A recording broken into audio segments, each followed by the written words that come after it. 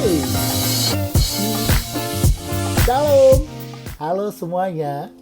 Apa kabar? Oke, saya nggak sendirian nih. Ditemenin nih. Sama siapa ya? Kamu siapa namanya? Oh, namanya Didi. Oke, thank you Didi. Didi sudah temenin Kak Doni nih. Nah, hari ini Kak Doni mau nyapa TXBC nih yang ada di rumahnya masing-masing dan juga semua anak-anak remaja dan pemuda yang lagi hari ini semangat, stay strong, stay healthy, and stay home. Semuanya apa kabar? Iya, nah biar Kak Doni sama Didi hari ini pengen ketemu lagi, dan sebelum Kak Doni mau share something hari ini, Kak Doni mau nyapa dulu dong. Apa kabar? Oke, pastinya baik. Didi juga baik-baik ya dia? Oke, baik-baik. Ya, puji Tuhan juga Kak Doni hari ini baik-baik, dan kita ketemu di TXBC hari ini. Kita mau adain renungan lagi, kita mau sama-sama berdoa lagi, dan kita mau ingat tentang kebaikan-kebaikan Tuhan. Karena tetap dengan mengingat kebaikan Tuhan, itu yang akan membawa hidup kita lebih lagi berpaut dan mengandalkan Tuhan. Karena kita percaya Tuhan penuh dengan kuasanya, dengan penuh yang memberi kebaikan buat kita. Amin. Oke, sebelumnya mari kita berdoa lebih dulu. Oke? Haleluya. Terima kasih Bapa. Hari ini kami berjumpa kembali dengan setiap teman-teman, kawan-kawan kami, sahabat-sahabat kami yang menyaksikan video ini.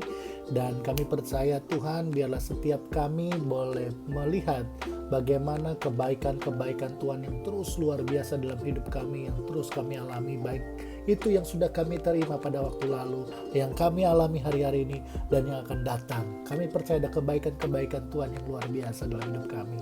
Terima kasih Bapa, biar Engkau yang berkuasa beracara di saat-saat kami boleh diskusi, renungan, pada saat video ini kami boleh lihat di sama-sama Tuhan bersama-sama. Dalam nama Yesus, haleluya. Amin. Amin. Kak Doni pengen bahas tema tentang bagaimana kita harus menjaga hati kita di tengah-tengah kondisi yang luar biasa hari ini.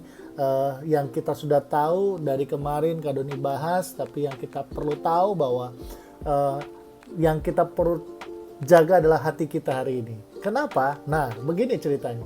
Satu kali ada kakak adik, dia di dalam kamar di sebuah apartemen. Lalu dia di lantai, kurang lebih lantai 2 lah ya, karena dia tidak terlalu di lantai paling atas, jadi dia paling bawah.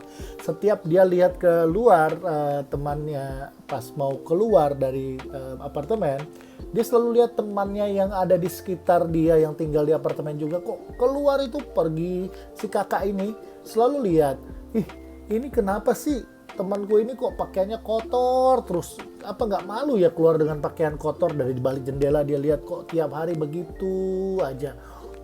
Iya deh, bener. Nah terus besoknya lagi dia lihat lagi temannya lagi keluar mau sekolah.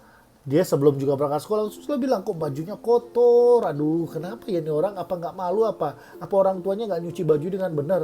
Aduh, kan risih kalau di sekolah. Ini orang gimana sih, jorok banget. Besoknya sang adik lihat seperti itu ketika kakaknya lagi ngomongin temennya yang ada di lantai bawah lagi keluar dari apartemen mau pergi sekolah. Sang adik melihat, oh ternyata ketika besoknya sang kakak menengok lagi ke jendela, lalu kakaknya bilang, hey, oh dia lah sekarang udah bagus ya, bajunya bagus, bersih, rapi, keren, tidak kotor, dan dia bisa. Oh, karena orang tuanya pasti udah perhatiin ya mungkin ya, karena dia dengan kondisi yang kayak begitu. Lalu adiknya bilang gini, Kak, kemarin itu aku itu lihat kakak selalu ngomong begitu. Makanya aku lihat, cek, aku bersihin jendelanya Kak. Ternyata jendelanya ini kotor Kak. Akhirnya kakak perlu tahu, yang kotor tuh jendelanya, bukan baju teman kakak. Oh gitu ya dek. Iya, nah itu yang terjadi. Pusingnya dia kayak begitu aja. Nah makanya ini yang kita perlu tahu. Keadaan yang ini membuat kita sadar bahwa kita selalu melihat orang dari kacamata kita. Kita sering lihat kondisi sekarang ini dengan kacamata kita. Keadaan sekarang yang kita harus dikarantina, atau kita harus diisolasi, atau kita harus stay home. Tapi yang kita perlu lihat, ingat bahwa begitu dalam kehidupan kita Kita harus melihat dengan cara bagaimana Tuhan mendidik kita dan ajar kita. Persoalannya bukan cara bagaimana si kakak melihat temennya itu pakai baju kotor, tetapi kaca jendela si kakak itu yang ternyata kurang bersih. Nah, ini yang kita bilang bahwa di dalam kehidupan, apa yang kita lihat pada saat kita menilai seseorang atau pada saat kita menilai keadaan kita hari ini, nah ini yang kita perlu tahu, tergantung pada sebenarnya kita ketika mau menilai dan melihat keadaan kita, keadaan sesuatu, kita harus lihat tergantung bagaimana penilaian dan kejernihan pikiran jendela hati kita. Jendela hati kita bagaimana? Kita mulai kejernihan jendela hati kita dulu deh. Karena kenapa? Lihat, kalau hati kita bersih, perhatiin ya, kalau hati kita bersih, hati ini, wah gitu bunyinya. Kalau hati kita bersih, maka bersih pula pikiran kita. Dan selanjutnya, kalau pikiran kita bersih, bersih pula perkataan kita. Nah, kalau kita punya perkataan bersih, maka bersih pula perbuatan kita. Ini yang harus kita ingat, bahwa setiap hidup kita seperti yang kita alami hari ini, bagaimana kita mau melihat sesuatu, ya kita lihatlah dengan cara bagaimana Tuhan mengajar kita untuk melihat dengan cara Tuhan. Dengan pertama itu kita bagaimana menjaga hati kita. Karena dari apa yang kita katakan, kita perbuat, dan kita pikirkan, semua berasal dari hati. Betul, karena kita mau lihat dalam firman Tuhan Amsal pasal 4, 23-27 ngomong begini.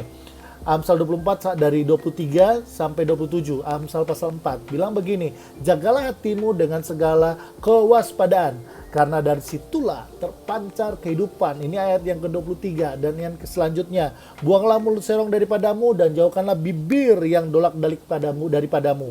Biarlah matamu memandang terus ke depan dan tatapan matamu tetap ke muka, ke depan. Tempuhlah jalan yang rata dan hendaklah tetap pada jalan dalam tetap segala jalanmu. Janganlah menyimpang ke kanan atau ke kiri. Jauhkanlah kakimu dari kejahatan. That's it.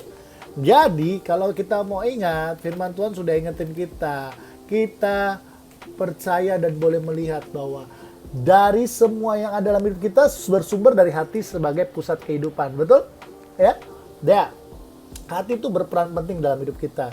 Jadi ketika kita melihat keadaan sekarang dengan segala wabah, bencana nasional, internasional ya. Wah, ini luar biasa, tapi bencana non alam ya. Cuman ini jadi darurat nasional semua di negara-negara. Ya, kita lihat bagaimana meresponi bencana yang ada. Tetapi kalau kita mau belajar lagi, apapun yang kita lihat saat ini dan apapun yang kita pikirkan hari ini, semua berasal dari hati terlebih dahulu. Amin. Amin. Hati kita harus percaya dan hati kita harus kita pautkan kepada Yesus Kristus Tuhan kita. Betul ya, Di ya? Iya tuh, betul. Oke, thank you, Di. Nah, jadi kita mau lihat dalam hidup kita bahwa betapa pentingnya sehingga firman Tuhan ini mengingatkan kita, jagalah hatimu dengan segala kewaspadaan, karena dari situlah terpancar kehidupan. Ibarat kalau ada mata air ini ya, ini dari sini dia mata airnya dia, mata air di sini dia akan mengalir sampai kemanapun dia akan mengalir. Tapi kalau mata airnya bersih, wow, bersih sekali dan semua akan mengalir dengan aliran air yang bersih dan menikmati orang-orang yang ada di sekitarnya. Tapi kalau kotor iya, kalau kamu kotor ya mata airnya, waduh, seperti apa sumbernya kotor, maka kotorlah airnya deh semuanya, dan orang yang di sekitarnya nggak bisa lagi menikmati. Kayak begitu. Nah, jadi rupanya hati itu tidak dengan sendirinya bersih, karena selalu tergantung bagaimana sumbernya. Kalau sumbernya bersih, yes, akan mengalir dan tidak tercemari. Tapi kalau sumbernya kotor, dia akan tercemar dan dia akan mencemari banyak yang lain. Oke? Tuhan Yesus mau mengingatkan hari ini, apa yang keluar dari mulut berasal dari hati. Dan itulah yang paling menajiskan orang. Karena dari hati timbul segala pikiran jahat, pembunuhan, perzinahan, percabulan, pencurian, sumpah palsu, dan hujat. Wah, itu dari hati. Kalau kita lihat di Matius pasal 15 ayat 18 dan 19. Begitu firman Tuhan ingatkan betapa berbahayanya, danger. Benar-benar, wah, so English nih. Bahaya pokoknya kalau kita tidak mengontrol hati, dan bagaimana berbahayanya sebuah hati yang tidak terkontrol. Oke? Nah, memang sulit sih dengan kondisi gini, rasanya kepengen mau nyalahin siapa ya. pengen menimpakan kesalahan ini kepada pemerintah atau kepada orang-orang yang di Cina sana atau yang di Amerika sana, atau sepertinya nggak ada yang bisa kita percayai, dan pengennya kita pengen salahin semua orang, salahin banyak orang. Tapi di sini bukan masalah salah atau benar, tetapi yang penting adalah bagaimana kita mengendalikan hati kita di kondisi apapun. Amin.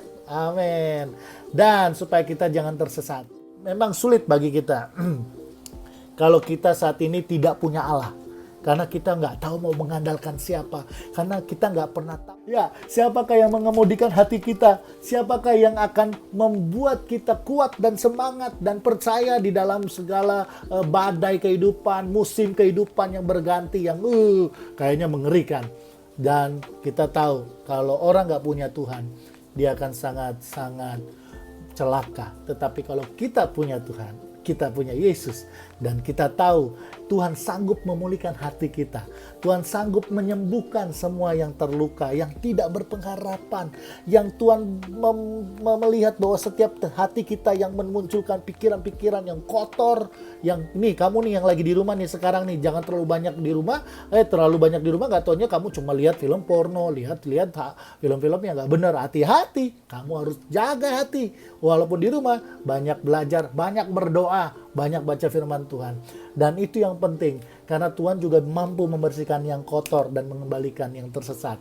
Jadi ketika kamu berdoa, kamu akan diubahkan Tuhan, dan kamu memiliki hati yang murni, yang bersih. Dan sebab itu kita harus menyediakan diri kita. Nah ini, Tuhan udah kasih waktu. Kita siapin diri kita dan sediakan diri kita dengan baik untuk dikoreksi, dibentuk di waktu-waktu sekarang, supaya kita diperbarui oleh Tuhan. Amin.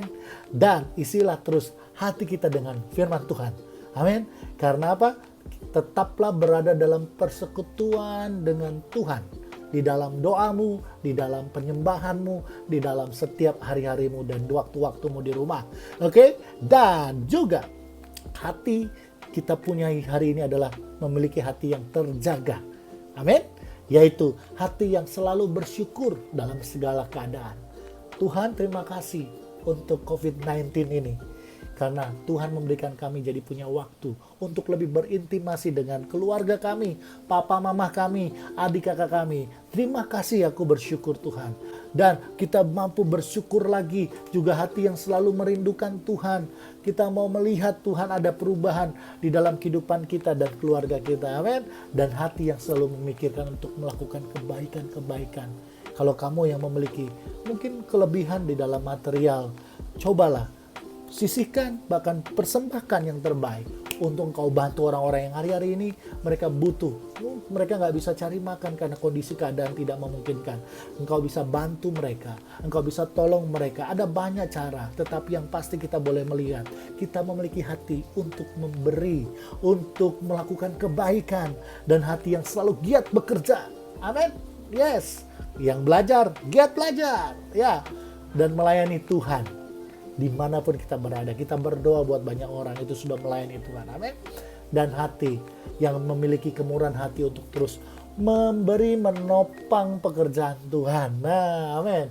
Hari-hari ini ya rada berat buat beberapa gereja-gereja yang memang mereka kalau punya di ruko atau di tempat mereka biasanya beribadah, mereka harus sewa, mereka harus bayar kontrakan bulanan, tahunan, dan segala macam, belum bayar listrik, apalagi belum bayar apapun yang ada. Wah, ini kalau kita lihat hari-hari ini mungkin akan banyak bergoncang buat para hamba Tuhan, gereja-gereja Tuhan. Tetapi mereka pasti percaya kepada Tuhan. Dan yang lebih luar biasa ada kabar sukacita. Karena Tuhan memberikan kita hati yang penuh dengan hati yang mulia, yang penuh dengan hati yang terus mau memberi dan menopang pekerjaan Tuhan. Amin. Kalian bisa lakukan itu dimanapun kalian berada, di gereja dimanapun kau ditempatkan, di mana saja. Kalau engkau TXBC, engkau ditempatkan di TXBC, engkau bisa persembahkan yang terbaik buat Tuhan. Kalau engkau ada dimanapun, di pelosok, di daerah, engkau bisa persembahkan buat Tuhan. Amin. Ya, jaga hati tetap, jangan dinodai, jangan tercemar dengan apapun yang ada di dunia ini. Jaga hati, jaga hati. Dan akhirnya kita percaya dan kita mau berdoa. Terima kasih Tuhan.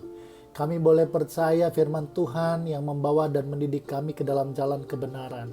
untuk mengingatkan kami untuk selalu menjaga hati kami, supaya kami dari hidup kami terpancar kehidupan yang luar biasa, dan kami boleh percaya Tuhan di dalam hidup ini hanya Tuhan yang mampu mengontrol setiap hidup kami, dan Tuhan yang membantu dan menolong kami untuk mengontrol setiap hidup kami, dan hanya biar tinggal di dalam hadirat-Mu saja yang memampukan kami tinggal di dalam hadirat-Mu tiap-tiap harinya. Kami boleh melihat begitu besar kebaikan Tuhan, dan kami boleh melihat dan menjaga hati kami dengan luar biasa. Terima kasih Bapa, dalam nama Yesus. Haleluya, haleluya, amin, amin. Tuhan Yesus berkati.